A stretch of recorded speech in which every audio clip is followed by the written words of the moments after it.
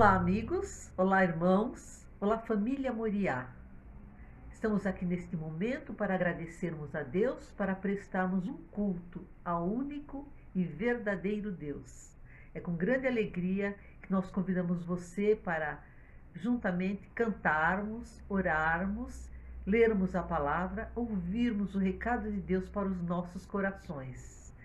Nós estamos aqui felizes, mas porque a palavra de Deus nos inspira a sermos melhores. A palavra de Deus lá em Salmos, muito conhecido, 23:1, diz o seguinte: o Senhor é o meu pastor e nada me faltará. Não faltará nem tribulação para nossa edificação. Porque às vezes a gente pensa que não faltar é só não faltar as coisas boas, mas algumas coisas que são provas, que fazem parte da vida, isso realmente vai nos acontecer.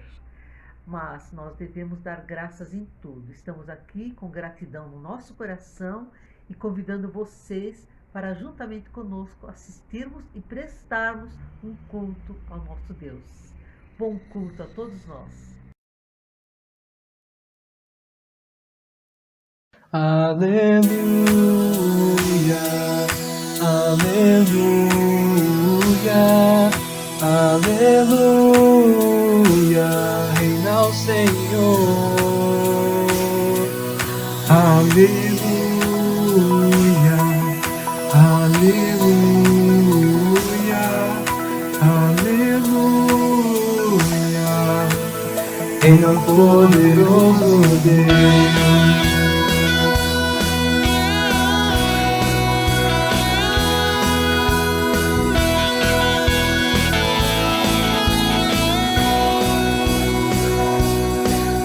Aleluia,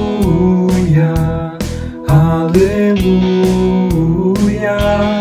aleluia, reina o Senhor.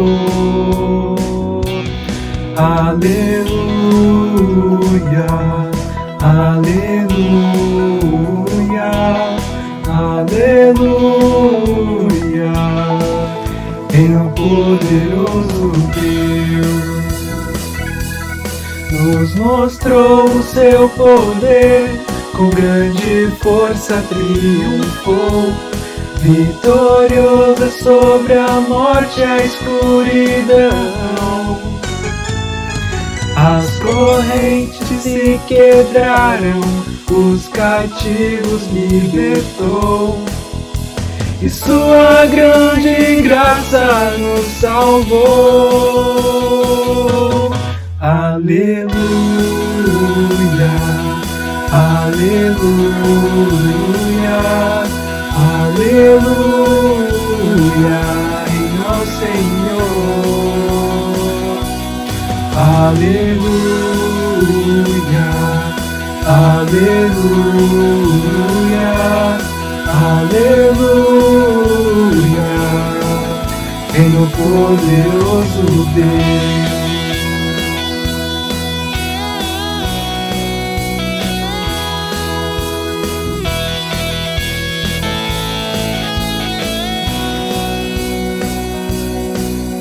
Aleluia, aleluia, aleluia, reina o Senhor. Aleluia,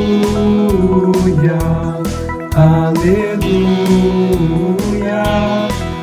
aleluia, reina o poderoso Deus. Nos mostrou o seu poder, com grande força triunfou, vitorioso sobre a morte e a escuridão. As correntes se quebraram, os cativos libertou, e sua grande graça nos salvou. Aleluia, aleluia, aleluia, reina o Senhor. Aleluia, aleluia.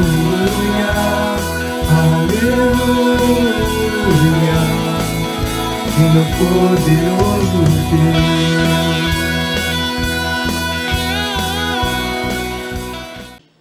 Boa noite, queridos irmãos. Com toda a certeza que Deus está nos ouvindo, com toda a certeza que Ele nos responde, e esta resposta é para o nosso bem. Muitas vezes a resposta pode ser até a morte, mas ela será para o nosso bem. Nós vamos fechar os nossos olhos e falar com o Senhor. Pai querido, obrigada por mais um dia de vida que Tu nos deste. Obrigada por estarmos reunidos junto com os nossos irmãos, pessoas que já compreenderam que não temos outra esperança a não ser em Ti, através do Teu Filho Jesus Cristo. Nós Te agradecemos porque cremos, ó Pai, que Tu és capaz de nos ouvir e nos responder. Nós queremos Te agradecer pela Tua graça e pela Tua misericórdia, Te pedindo que continues nos assistindo nas nossas dificuldades e também aqueles Teus servos, ó Pai, que estão sofrendo em leitos de hospitais, aqueles Teus servos que estão sofrendo por outras doenças, por medo, por angústia, por carência, qualquer tipo de carência, ó Deus. Te rogamos que Tu abençoes o Teu povo e abençoes também aquelas pessoas que estão querendo compreender a Tua vontade, que elas possam aceitar Jesus Cristo como nosso único e eterno Salvador. Oramos em nome de Jesus. Amém.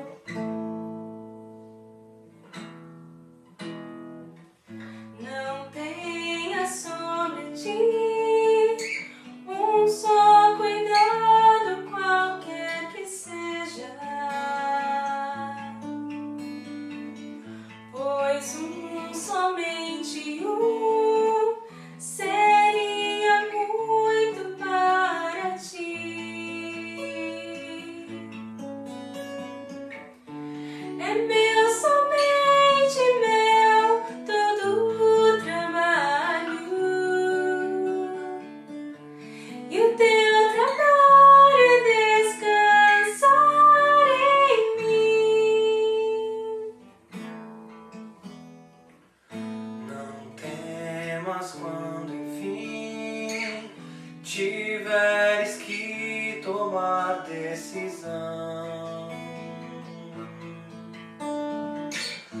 entrega tudo a mim, confia de todo o coração. É meu, somente meu, todo trabalho, e o Teu trabalho é descansar em mim.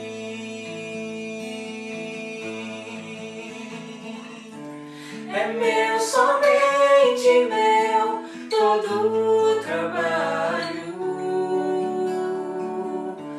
e o Teu trabalho é descansar em mim.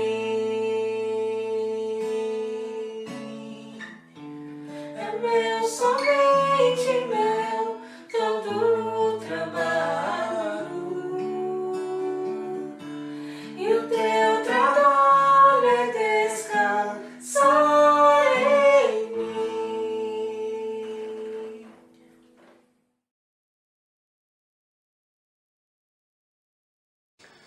Boa noite, queridos irmãos da Igreja Evangélica Batista Moriá. E boa noite também aos amigos e irmãos de outras igrejas que assistem conosco os nossos cultos online. A nossa palavra hoje está baseada em Romanos 12, 12. E diz assim: alegrai-vos na esperança, Sede pacientes na tribulação, perseverai na oração. Vou repetir. Alegrai-vos na esperança, sede pacientes na tribulação, perseverai na oração. O nosso tema é o seguinte: recomendações para autoassistência na vida cristã. Recomendações para autoassistência na vida cristã. A verdade central que deve ficar na nossa mente é: o cristão deve prestar assistência aos outros e também a si próprio.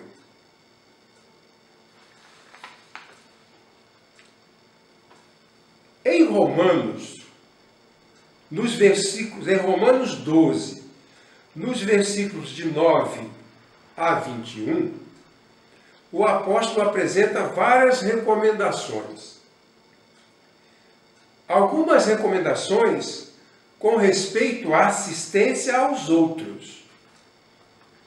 Ele recomenda amor não fingido, cuidado atencioso, socorro aos necessitados, palavras de bênçãos, compartilhamento das alegrias e tristezas.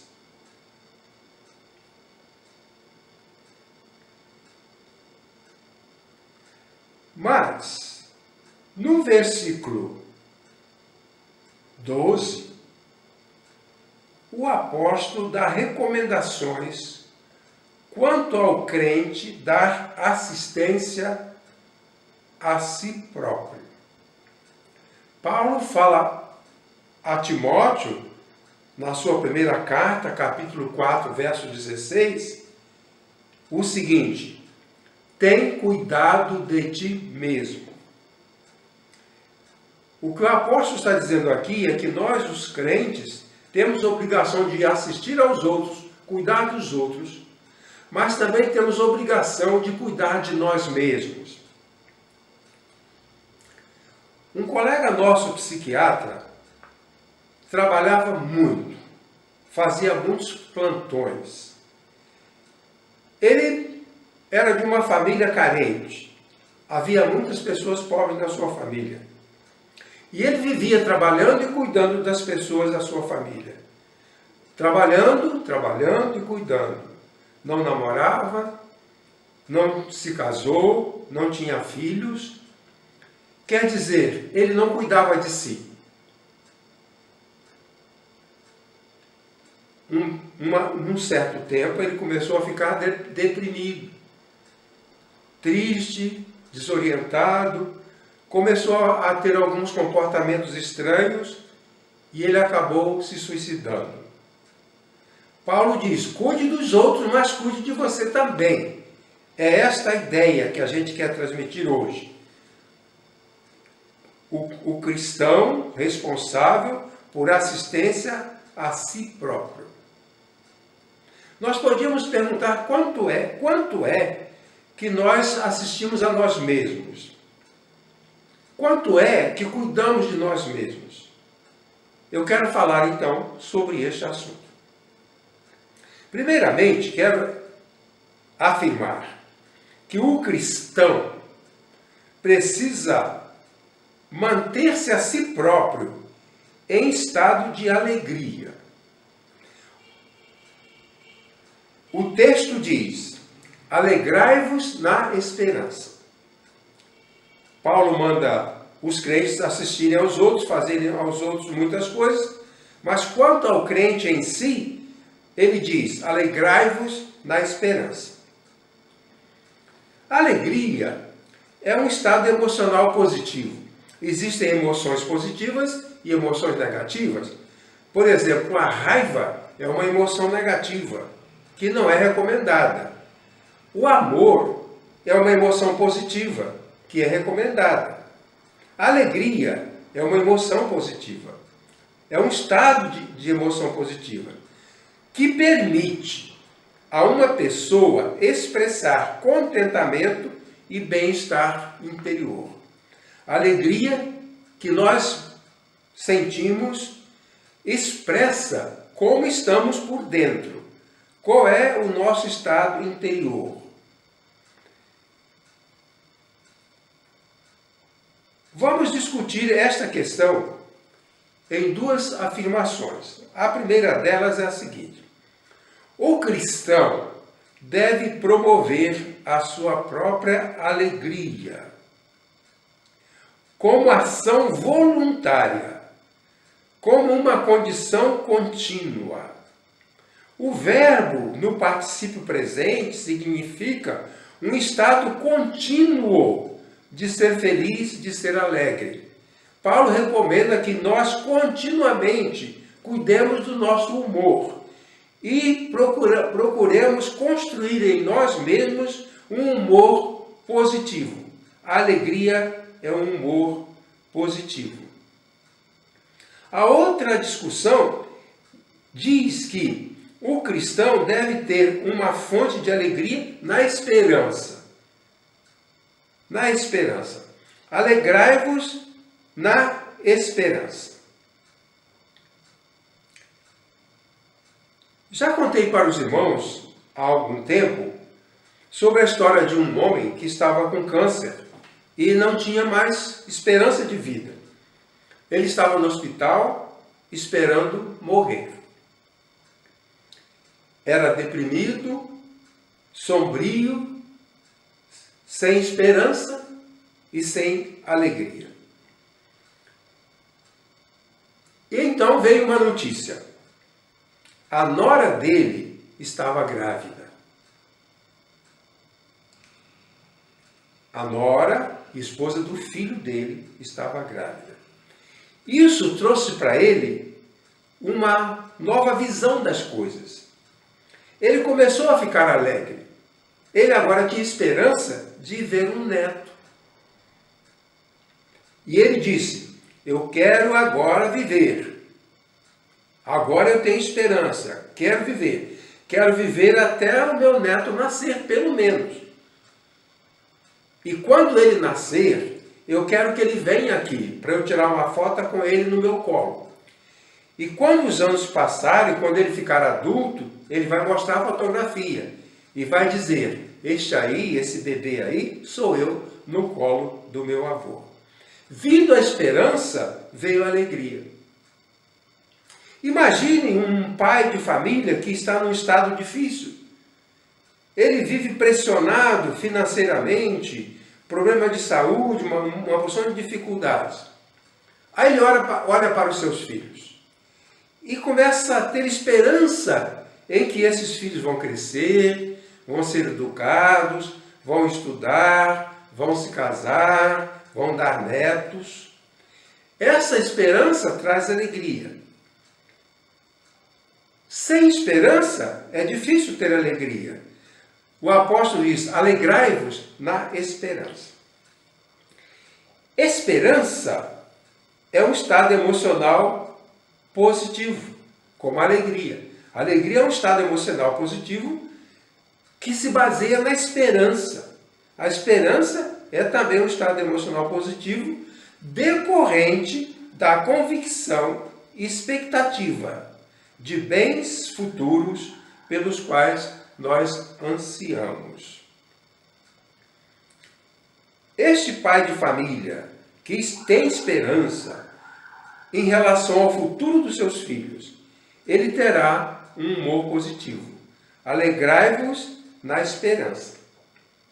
A esperança cristã se expressa em três modos. Primeiro, esperança em relação aos meios de sobrevivência. Agora vivemos um tempo em que há muitas mortes, mas nós temos esperança de sobrevivermos com as nossas famílias. Se nós temos esperança de sobreviver à Covid-19, o nosso humor vai ser positivo, porque nós temos esperança. Se não tivermos esperança, nós vamos entrar num estado depressivo perigoso. A esperança também se estabelece em relação aos benefícios da obra de Cristo em nosso favor. Então nós temos esperança de sobreviver à doença, à pobreza, à miséria. Mas também nós temos esperança de receber os benefícios da obra de Cristo em nosso favor. Jesus trabalhou por nós, viveu por nós, ensinou por nós e morreu por nós. Ele disse: deixo-vos a paz. A minha paz vos dou. Jesus, por sua obra, nos legou o bem total, porque paz representa o bem total. Então, tudo que Jesus fez por nós se resume na palavra paz. Essa paz é para nós. A nossa esperança é de desfrutar os benefícios da obra de Cristo em nosso favor. E isso inclui a alegria. Mas também nós temos esperança em relação a participarmos do reino eterno na volta de Cristo. Jesus disse: eu vou preparar-vos lugar, voltarei para vós. A Bíblia ensina que Deus tem preparado um novo reino, uma nova pátria para nós, como falei no domingo passado, a pátria celestial.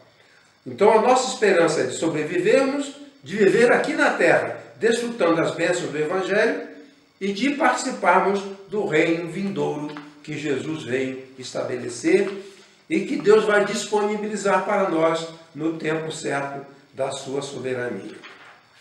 A minha segunda afirmação é expressa da seguinte maneira: o cristão precisa assistir a si mesmo, preservando a paciência nos tempos de sofrimento e dor.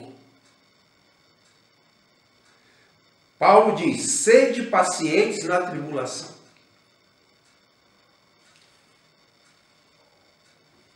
A paciência na tribulação é uma forma de nos assistirmos a nós mesmos. Sede pacientes na tribulação. Tribulação é uma experiência de dor, em que uma pressão contínua produz ferimento e dor, física ou emocional. A palavra tribulação vem de um verbo que significa pressionar. É alguma coisa que causa uma pressão até ferir. Eu coloquei uma figura para discutir isso, para mostrar para você. Você está vendo aí uma pessoa que, de acordo com a palavra grega, está em tribulação. É uma senhora idosa que tem nas costas um feixe de lenha que é pesado para ela. Essa carga que ela carrega vai pressionando o seu corpo. E se a distância for muito longa, essa pressão vai causar um esfolamento e vai causar um ferimento. A tribulação é isso. Carregar uma carga que pressiona e com o tempo produz ferimento. Isso é a tribulação. Nós passamos na vida por situações de pressão. Pressões familiares, pressões financeiras, tantas pressões. Mas nós precisamos de suportar. A paciência que Paulo menciona é um comportamento por meio do qual uma pessoa suporta uma situação dolorosa para alcançar um propósito. Vamos imaginar uma história para essa senhora que está em tribulação. Ela é uma avó que cuida de netos porque os pais morreram. Ela precisa fazer a comida para os seus netos. Então ela vai buscar a lenha para acender o fogo e fazer a comida para os seus netos. Esse é o seu propósito. Esse é o seu propósito. Ela vai sofrer, vai ser atribulada, vai padecer porque ela tem um propósito. Ela tem os seus netos em casa que precisam de comida e ela precisa levar a lenha para acender o fogo e fazer a comida. Ela tem um propósito. Então, se nós temos propósito, nós vamos suportar com paciência a tribulação.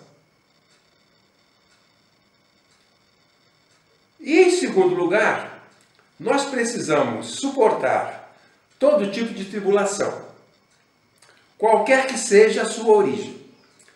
Então nós falamos que a tribulação pode ter várias origens. Nós podemos sofrer tribulação de várias origens. E qualquer que seja a tribulação, nós precisamos suportar. Sede pacientes na tribulação. Se nós temos um propósito na vida, nós vamos suportar a tribulação. Vejam só, uma pessoa pode ser atribulada por perseguições. Nós já falamos de muitas pessoas que sofrem perseguição no ambiente de trabalho. E essas pessoas sofrem, mas elas precisam trabalhar. Então elas vão ter paciência na tribulação para que elas possam alcançar o seu propósito de ganhar o dinheiro para sustentar a sua família. Tribulações de doenças, tribulações de maus tratos, tribulações de sofrimento familiar. Muitas famílias sofrem muito com seus problemas. Privações de vários tipos, de várias naturezas. O que o apóstolo Paulo diz é que nós precisamos nos assistir no sentido de termos suportação, termos paciência na tribulação. A tribulação vem e nós suportamos porque temos um propósito. Por causa desse propósito, nós suportamos. O apóstolo Paulo disse que Jesus Cristo, por causa do seu propósito, suportou a cruz. Ele tinha um propósito. Você tem um propósito, cuidar da sua família. Você tem um propósito, seguir como cristão. Você tem um propósito, cuidar do seu pai enfermo, cuidar da sua mãe enferma. Você tem propósito. E a Bíblia diz, Jesus, por causa do seu propósito, suportou a afronta, suportou a tribulação. Por causa do propósito que ele tinha, ele suportou a cruz. E nós somos seus imitadores. Nós suportamos as tribulações porque temos propósito. Nós queremos alcançar este propósito. Nossa fé em Deus, isso aqui é um comentário esclarecedor. Nossa fé em Deus e fidelidade ao Evangelho não impedem que soframos. Muita gente diz, se você acreditar, todos os seus problemas serão resolvidos. Se você tiver fé, todos os seus problemas serão resolvidos. Se você for um bom crente, você não terá problema. Isso não é verdade. O que eu estou dizendo é que nossa fé em Deus, a nossa fidelidade ao Evangelho, não impede de sofrer. Crentes maravilhosos, bons crentes, boas pessoas, gente de oração, passa por tribulações. O que o apóstolo Pedro diz na sua primeira carta, capítulo 4, verso 12? Ele diz, amados, não estranheis a ardente prova que virá sobre vós, como se fosse coisa estranha. O apóstolo Pedro está dizendo que as tribulações são previsíveis. As tribulações são previsíveis. Elas podem acontecer com qualquer pessoa. Muita gente que perdeu pessoas queridas não esperavam que isso acontecesse. Nós não esperávamos pandemia de Covid. No entanto, pandemias são previsíveis. Vírus existem desde que o mundo foi criado. Doenças, bactérias, tempestades, enchentes, isso faz parte. É o que Pedro está dizendo. Não estranhe, não. Faz parte da existência humana. As tribulações fazem parte da existência humana. Às vezes nós achamos que alguém está dizendo que isso é coisa do anticristo, que Covid é coisa de Satanás. Não, isso é natural. É parte da existência humana, é de como o mundo foi criado. Compete a nós sermos sábios e lidarmos com essas tribulações. Nós conhecemos um pastor, cujo nome não vou mencionar. Era um homem maravilhoso, um homem de Deus, um homem correto, um homem justo. E tinha filhos, jovens. Um dia, ele estava em casa, os filhos estavam em casa, e chega a polícia. E os seus filhos são presos, acusados de participar de tráfico de drogas. Quer dizer, um homem santo tinha filhos traficantes.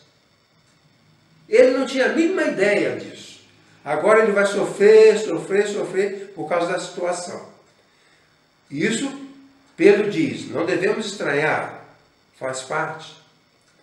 Uma vez eu li um relatório feito nos Estados Unidos de que muitos delinquentes, muitos prisioneiros, muitos criminosos são filhos de crentes. Muitos deles têm nomes bíblicos, muitos bandidos, assassinos, criminosos têm nomes bíblicos, indicando que seus pais eram crentes. Josué, Davi, Samuel, Elias. Se lembra daquele que matou o jornalista? Elias maluco. Elias é um nome bíblico. O meu nome é bíblico. Então, isso é previsível. Então, se nós passarmos por provações, se passarmos por tribulações, o apóstolo Pedro falou, não estranhe, faz parte da existência.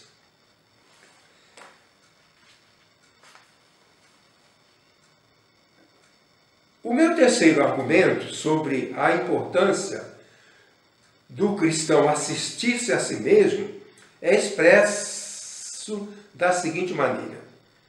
O cristão precisa assistir-se a si mesmo pela prática da oração. Perseverai na oração. Alegrai-vos na esperança. Sede pacientes na tribulação. E perseverai na oração. Oração é o recurso que temos para buscar em Deus as coisas das quais precisamos para sobreviver e também para termos comunhão com o Pai. Eu fui criado na roça e nós dependíamos muito do tempo da chuva. Nós plantávamos, fazíamos as plantações e esperávamos a chuva. Meu pai, muitas vezes, eu vi orando para chover. Nós devemos orar pedindo a Deus meios de sobrevivência. A chuva nos ajudaria a sobreviver, fazendo a semente germinar, a planta crescer e dar o fruto, e nós podemos usar esse fruto para sobreviver. Então, nós oramos para pedir a Deus recurso para a sobrevivência. Orar pelos enfermos, orar pelos que não têm alimento, orar para que Deus guarde as pessoas que têm residências inseguras. E também, não só isso, mas orar para termos comunhão com o Pai. Orar para termos comunhão com o Pai. Eu coloquei aqui uma frase e gostaria que você prestasse atenção e pensasse sobre ela. Orar é prestar assistência a nós mesmos. Quando oramos, estamos nos assistindo a nós mesmos, porque estamos pedindo a Deus recursos para sobreviver, recursos para nossas famílias, saúde para os nossos filhos, sucesso para os nossos familiares. Nós estamos, por meio da oração, assistindo a nós mesmos. Orar é prestar assistência a nós mesmos. Quero continuar discutindo essa questão com 3 afirmativas. Primeira, a oração deve ser parte inerente à nossa vida. Orai sem cessar. Isto é uma orientação bíblica que todos nós conhecemos. Orai sem cessar. Então a oração deve fazer parte da nossa vida. Segundo, a oração deve ser praticada com regularidade constante. Aqui nós temos um verbo no presente. Os verbos gregos no presente dão a ideia de alguma coisa contínua. Contínua, é um particípio presente. Então poderia ser traduzido da seguinte maneira: a oração deve ser praticada com regularidade constante, persistindo na oração, praticando com persistência, com regularidade a oração. E, em terceiro lugar, a oração deve ser praticada com profunda intensidade e grande interesse. Quer dizer, a oração não pode ser uma experiência superficial. A oração tem que ser algo do fundo do coração. O verbo traduzido como perseverar é relacionado à palavra kratos. Kratos significa força, poder e firmeza. Então, quando se fala de perseverar na oração, o apóstolo está falando que a oração exige força, firmeza, exige energia. Perseverar é orar com profundidade de coração, com inteireza de coração. Quando nós estudamos sobre os dons, uma das coisas muito interessantes que foi analisada é que há 2 tipos de pessoas com relação à oração. Pessoas crentes que têm o dom da oração. Aprendemos que nem todos têm todos os dons. Aprendemos e concordamos em que algumas pessoas têm o dom da oração e outras pessoas não têm o dom da oração. Quem tem o dom da oração, ora sem esforço, porque tem o dom. É o natural. Estava olhando um livro que eu tenho aqui em casa, a história de David Brenner. Esse homem era um cristão americano que era conhecido pela sua grande facilidade de oração. Às vezes, nós temos que fazer certo esforço. Ele não. Ele não precisava se esforçar para orar, ele tinha um dom. Na nossa igreja temos várias pessoas com dom de oração. Muitas pessoas com dom de oração. Graças a Deus, porque elas têm a facilidade de orar e elas oram por nós. Nós estamos com saúde, quem sabe a resposta de Deus, aquelas pessoas que oram por nós, oram pela nossa saúde. Eu, pessoalmente, acho que muita gente que me ama, que se preocupa comigo, ora pela minha saúde. E a saúde que eu desfruto como resposta de Deus a essas pessoas que oram por mim. Então, as pessoas que têm o dom de oração. As pessoas que têm o dom de oração, elas oram com facilidade. Eu mencionei o David Brenner, porque era um homem assim. Ele gostava de orar no jardim. Às vezes, antes de dormir, ele ia para o jardim orar. E lá, ele ficava orando. Às vezes, passava horas ele orando no jardim. A mulher dele ia lá para chamá-lo. E algumas vezes ele estava coberto de neve. Para ele, orar era viver. Porque ele orava e esquecia que estava no frio. Não sentia frio, não sentia calor, e saía, a mulher dele chamava ele, levava ele para dentro, coberto de neve. Há essas pessoas assim. Mas como nós aprendemos, a maioria das pessoas não tem o dom da oração. Aí o que vamos fazer? Todos têm que orar. Quem tem o dom da oração, ora com certa facilidade. E quem não tem o dom de oração, vai se esforçar para orar. Por isso que eu falei que a palavra kratos significa força. Você tem que exercer um controle, um domínio sobre você. Se você tem dificuldade para orar, ainda assim você tem que orar, vencendo as dificuldades. Muitas pessoas têm dificuldade para orar. Uma vez eu assisti um culto de oração, uma vigília de oração. E, a certa altura, algumas pessoas que estavam naquela vigília de oração saíram para procurar um lugar. Alguns subiram para a galeria e foram dormir na galeria. E um grupo pequeno continuou orando. Então, esse grupo pequeno que tinha o dom da oração, orava com facilidade. Os outros não, foram dormir na galeria. Esses que foram dormir na galeria também precisariam estar orando, mas eles precisariam de se esforçar. Precisariam de se esforçar. Então, perseverar na oração é investimento.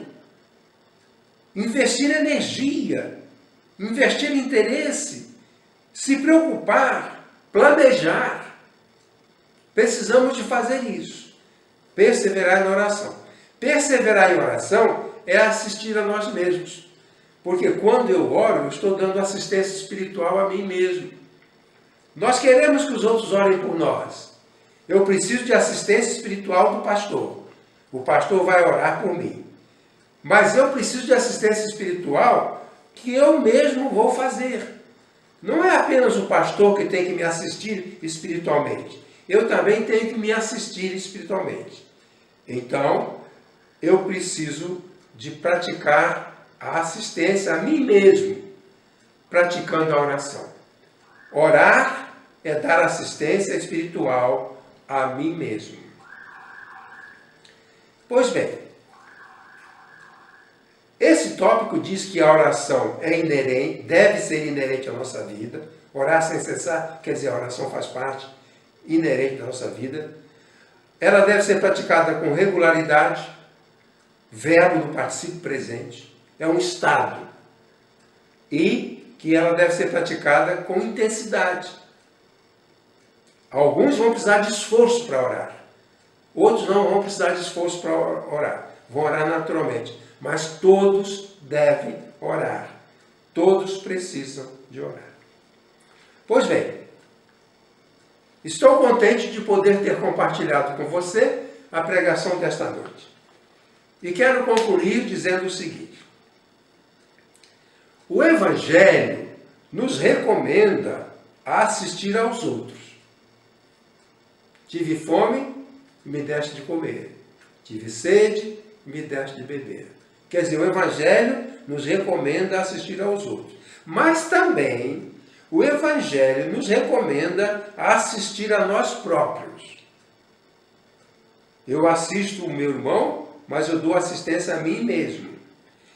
Ele nos recomenda a manter a alegria, é assistir a mim mesmo, com base na esperança. Ele nos recomenda permanecer em nossos propósitos, mesmo em grande sofrimento. Lembra daquela velhinha que eu mostrei carregando um feixe de lenha, passando por tribulação? Mas ela continua paciente, suportando. Também, a nos mantermos em oração com intensidade e com firmeza. Esperamos que Deus nos ajude a assistir aos outros e que Ele nos ajude a nos assistirmos a nós mesmos.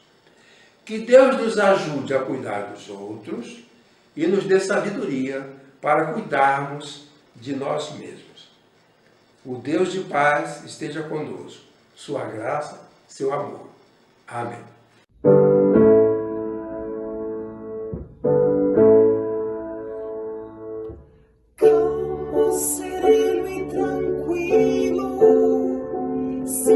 descanso neste viver. Isto devo a um amigo, e só por ele eu pude obter. Ele é Jesus, meu amigo, meu Senhor, o Salvador. Só por ele ganhei